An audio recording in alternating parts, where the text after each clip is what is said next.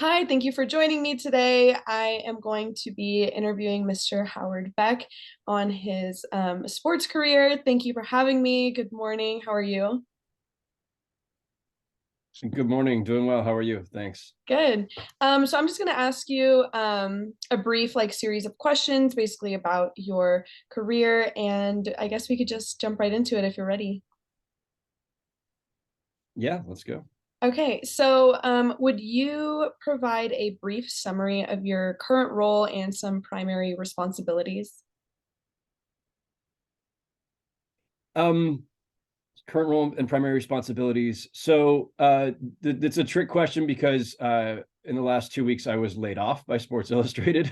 Hmm. So I will just describe my role as it's been for the last couple of years for Sports Illustrated.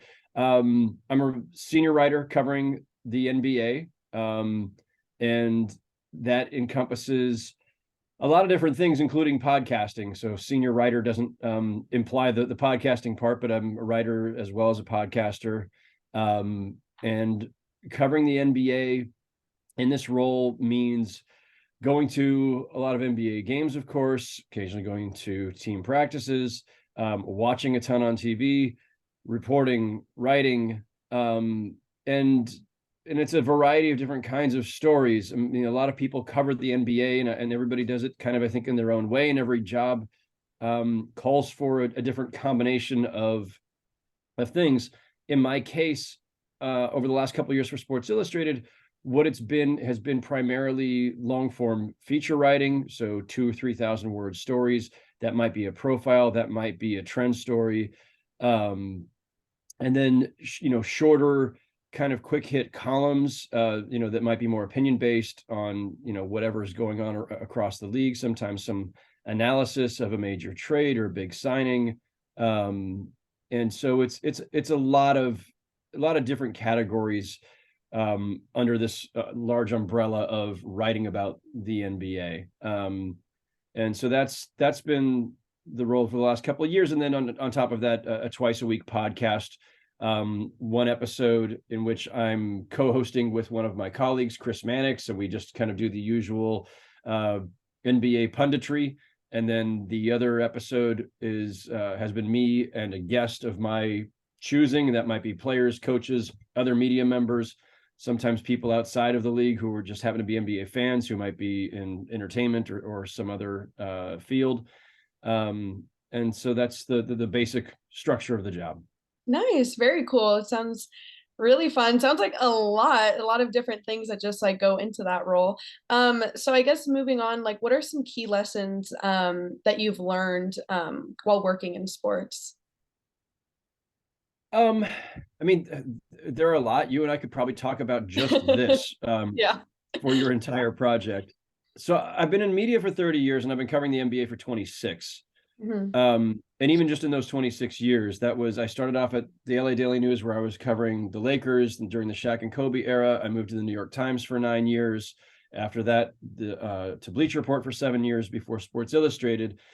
And one of the things that's happened over the course of those 26 years is that the media has evolved dramatically. Podcasting didn't exist. The word podcast didn't exist Yeah. when I first started covering the NBA 26 years ago. So one of the lessons is to be flexible, be adaptable. You have to constantly evolve in this field to survive. And I have very good friends who have spent their entire careers just writing. We all started in newspapers, and some of them are still newspapers doing very well, and that's fine. But I think that for me, what's allowed me to kind of explore different opportunities, what's allowed me to be or kind of enhanced my value over the course of years, is that I was willing to kind of branch out. So when I was at Bleacher Report, we did a ton of videos, these 2-3 minute videos where it's just me and a colleague debating whatever NBA issues of the day, a lot of that kind of stuff. And I did some video essays as well, some more thoughtful stuff that was a little more in depth. Mhm. So the video was part of it. Podcasting has been part of it. I've branched out into radio a little bit. I do some stuff on the side with Sirius XM NBA radio. So I think understanding that the media environment is constantly changing and that you're more valuable the more things you can do. That's a huge lesson. Um, and also understanding the volatility of it all. As I mentioned at the top, I don't want to dwell on it, but I did just get laid off during a restructuring by Sports Illustrated. Mhm. And so there are times when in this business, you always have to be prepared for the fact that things change quickly, and there are things you can't control. And so, you know, I'm sure that's the case in a lot of industries. But in media in particular, during the last 20, 30 years, during time of my career, this has been an ever-changing landscape. Media companies come and go, they expand and they contract. I've seen specific media outlets expand, hire a bunch of people, lay them all off 3 years later, and then a couple of years after that, start all over and build it back up again. So you have to be, again, like the same kind of, I think, flexibility that I was saying applied to skill set kind of just applies to career. You just never know what's coming.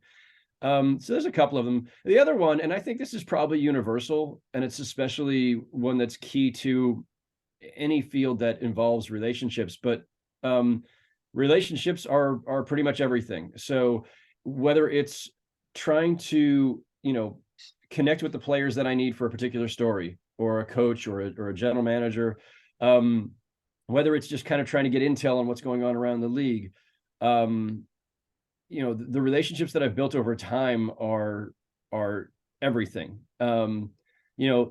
This league is constantly changing because, of course, you have players aging out and younger players coming in. When I first started doing this, I was in my 20s. And so, I was able to relate on a different level. Now I'm in my 50s and maybe not relating in the same way to younger players, but because I have good relationships with whether it's agents or PR people, team executives, there's always a way in, right? You're always trying to create some kind of pathway to, well, this is somebody I need for this story. I don't know this person, that maybe they haven't been in the league that long, or I don't have that rapport. How do I make that connection? Well, I've got other people that I've established relationships with over years and literally decades. And that helps a lot. So, the relationships are absolutely key. And then, again, secondarily, I'm in a position right now where I'm trying to figure out what I'm going to do next. And there's relationships I've established all across the media industry, but also across the NBA, where people are reaching out from a variety of positions around the NBA, where they're saying, hey, I don't know if you're planning to still be working as a writer, but if you want to do something different, we may have some opportunities over here. And so having good relationships with people, having built up some degree of rapport and respect over years, is kind of what's going to get me through even a time like this where things are a little less than ideal. So Right. I like how you mentioned the fact that you had to be like flexible, and then the adaptability and stuff. So do you think how are like holidays when it comes to like working like that? Like how does that go for you? that's actually a really great question. I'm glad you touched on that. Mhm. So different now than when I first started. So I spent 7 years covering the Lakers, and then I spent 9 years after that for the New York Times covering the Knicks. And so in those 16 years, I was specifically attached to a team, the Lakers and the Knicks. When you are covering a team full time, you're pretty much strapped to the NBA schedule. It's an 82 game season. I don't know that I ever did all 82, but I probably did in the 70s. And that's, so you're at pretty much every game, every practice, every shoot around, which is like the shorter game day practice that they have earlier in the day. Um, Plus playoffs, preseason. When I'm working for the Times, I'm always going to the NBA Finals. I'm always going to All-Star weekend. And so all of these things, like, so at my peak, I was traveling like 100 nights a year, 100,000 miles. Wow. It's a lot. And so that's difficult. The work-life balance for people in this business, especially when you're a beat writer, is challenging. Now, to be clear, when I left the Times 10 years ago for Bleacher Report, I left behind being a beat writer strapped to a team's schedule. So then I became a national writer. And as a national writer, I get to pick and choose. Well, all right, I really want to do this feature story on Steph Curry. I'm going to need to go to San Francisco. I'm based in Brooklyn, New York. So, Mhm. all right, I need to go to San Francisco for a few days. Editor signs off on the trip. You book your flights, you go. I spend 2 or 3 days in San Francisco, and then I fly back again. And then I may not travel again for 3 or 4 weeks, depending on what else I'm working on. Whereas when I was covering the Knicks or covering the Lakers, it's pick up the schedule. Oh, they're in 3 different cities in the next 5 days. I'm flying to all these places, and you late night file a story, get up the next morning, fly to the next city. It's Oh my God. crazy. It's Yeah. tiring. And yeah, so the work life balance was tough. I got married during my fifth or right before my fifth season, I think, on the Lakers, and then um, our daughter was born a few years after that. So I did have a bunch of years there where I was still covering the Knicks full time, traveling a lot, where I'm having to leave my wife and baby behind, and that was very difficult. When I left the Times in 2013 for Bleacher Report, part of the decision was, I need to get off this treadmill. I need to be, I need a better work-life balance. I need to spend more time at home. You mentioned holidays, and yes, I worked a ton of holidays too. I once spent Thanksgiving dinner eating a Marriott Thanksgiving buffet in Memphis. That's exactly as sad as it sounds, possibly sadder.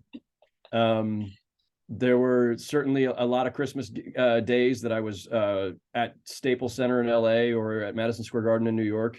Um, and, some New Year's and birthdays and other things too. So Yeah. yeah, it comes at a little bit of a cost. I kind of like how you mentioned those like funny little stories. Do you have anything, I guess maybe like a key like moment or just like a big highlight that you really just like remember, even if it was like kind of towards the beginning, recently?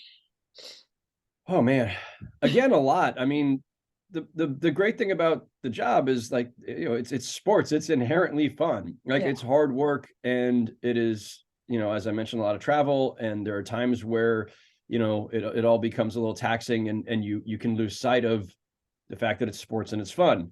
But if you're asking for highlights, like, it's really hard to narrow down, because there are games that I attended, NBA finals I attended, championships that I witnessed, that, if I think of like the highlights of things that I got to see up close, there's a ton of those. But then there's also just, from a job perspective, what you always remember are the interviews you got that were really great, right? Like when you got to sit down with somebody and really discuss something at length, that made for a really fun story or a really, really meaningful story. And so a lot of times the highlights are not, all right. So I've covered, I've lost track of how many of these, but in 2020, my first 25 years, I covered, I think, 19 finals.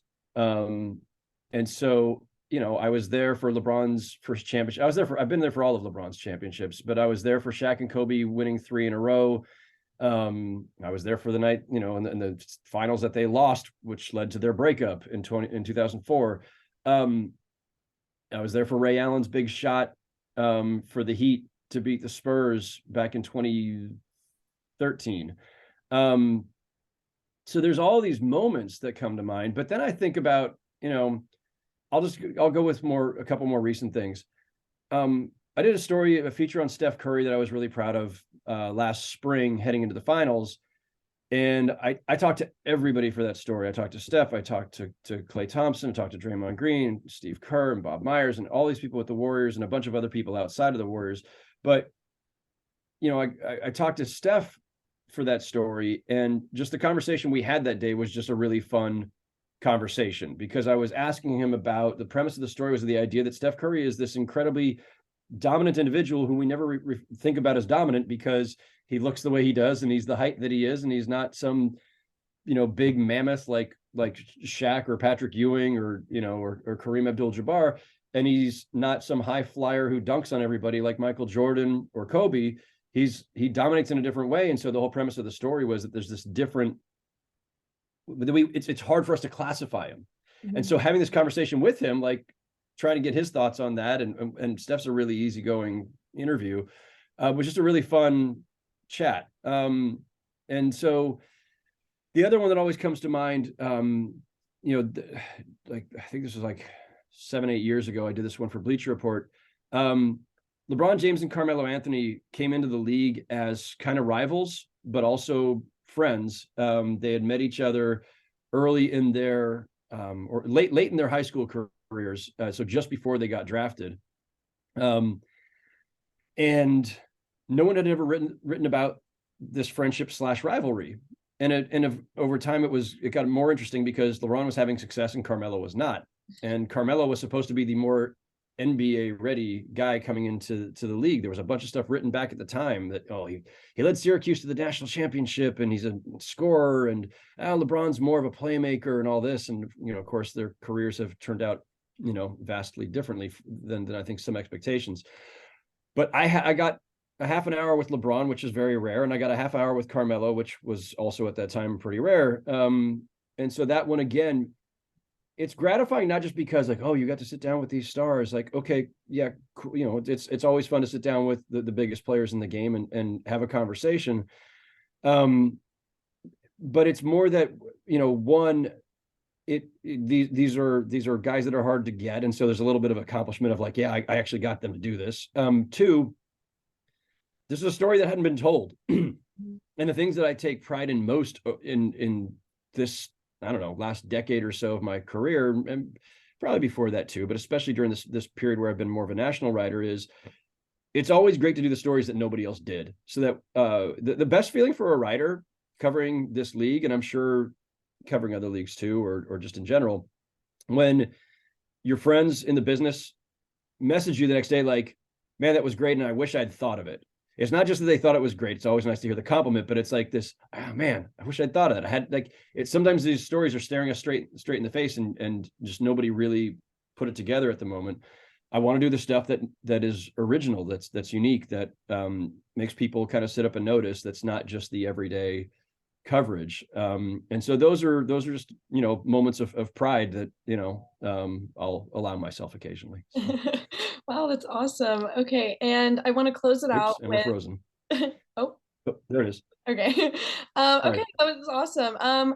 And okay, final question just to close it out. I guess what is some advice that you would give to anyone seeking a job in sports or maybe currently already working in sports? Yeah, I mean, it's so, there's sports broadly and there's sports media, which is, my field. And I mean, I think there's probably some things that apply to both. I can't tell somebody how to get a job, working in an NBA front office as an assistant general manager or a scout. I write about those people and I talk to those people, but I'm not an expert in how to, become an NBA front office executive, right? Or a trainer or equipment manager or a coach or whatever. I think when it comes to sports media, and I think this is, again, probably sports in general, the people who really have a passion for it tend to have the best careers. Like, it sounds so simple, but all the cliches that you would probably hear about having a passion for what you do, working hard, being willing to always take on more, looking for opportunities to expand your repertoire within whatever part of the field you're in. All those things are important. I mentioned earlier relationships; those are really important. There's some really basic stuff that I think people don't grasp, or it seems, again, things that seem so obvious, like just treat people well. Like, there are people who have lasted a long time, whether in my field or in the NBA in general, who just, are they the best at what they do? Do they outwork everybody? I mean, in some cases, sure. And then there's other people who just like, these are people that people like being around. Mm-hmm. And so like, they work hard, they do the job, everything else, but on top of it, they're pleasant. They treat people well. They look to, do, to go out of their way for people and open doors for people, and are generous with their time and their thoughts, and like just basic human decency stuff goes a long way in every field. And the people who are now, I also know some like, serious jerks who have also had long, successful careers and would violate all of that probably, or a lot of it.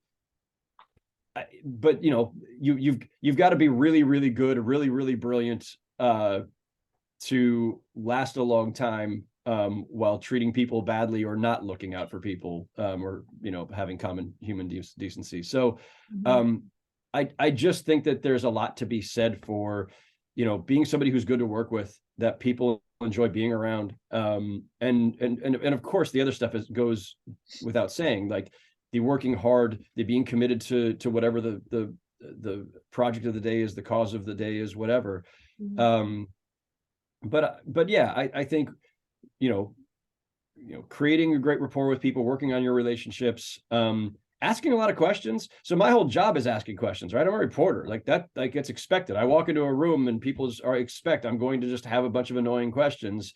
And the beauty of being a reporter is that I don't have to apologize for it. They're expecting I'm going to ask them a bunch of questions, possibly some that are a little bit prying. But I think even for people who are not in media specifically, if you're you know, if you're a young person just getting into the NBA and you just got an internship in a front office, and they're having you do a little bit of scouting and a little bit of salary cap analysis or whatever else, like just ask questions all the time. Being curious is really important. Being analytical is really important. um there's going to be a lot you don't know on day one, and never be shy about the fact that you don't know it. It's okay, you're not expected to. So ask questions, and seek out the best people too, like find some people who you think could be kind of a mentor, and ask them so many questions that eventually they might get annoyed with you, but they'll appreciate the fact that you're curious and that you want to learn. Awesome. Wow, that was honestly very insightful. I needed that. I really I really did need that.